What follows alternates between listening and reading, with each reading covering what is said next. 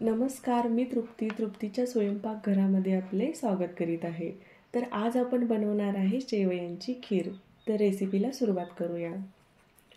तर सर्वप्रथम शेवयांची खीर बनवण्यासाठी लागणारे साहित्य आपण जाणून घेऊ।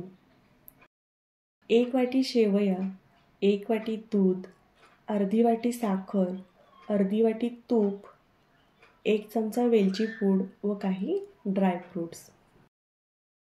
साहित्य जाणून घेतल्यानंतर दुसरीकडे मंद आचेवर कढई गरम करून घेतलेली आहे। आता त्यामध्ये 1 चमचा तूप घालून ड्रायफ्रूट्स 1 ते 2 मिनिट मंद आचेवर परतून घेऊ। 1 ते 2 मिनिट ड्रायफ्रूट्स परतून झाल्यानंतर शेवया परतून घेऊ। 2 चमचे साजूक तूप। तूप हलकसं गरम झाले की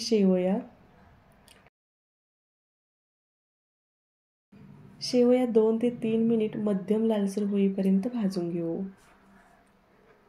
तर शेवया भाजून झालेल्या आहेत। आता यामध्ये ज्या वाटीने शेवया घेतले आहेत त्याच वाटीने 1 वाटी पाणी घालायचे। त्याचप्रमाणे अर्धी वाटी साखर घालून 5 ते 10 मिनिट शिजवून घेऊ।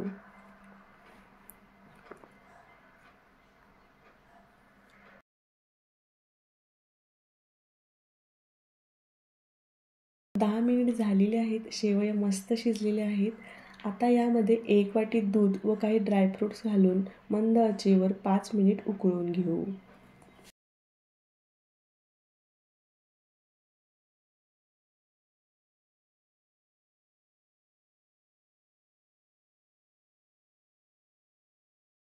तर 5 मिनिट झालेले आहेत। याची थिकनेस बघू शकता, मस्त झालेली आहे।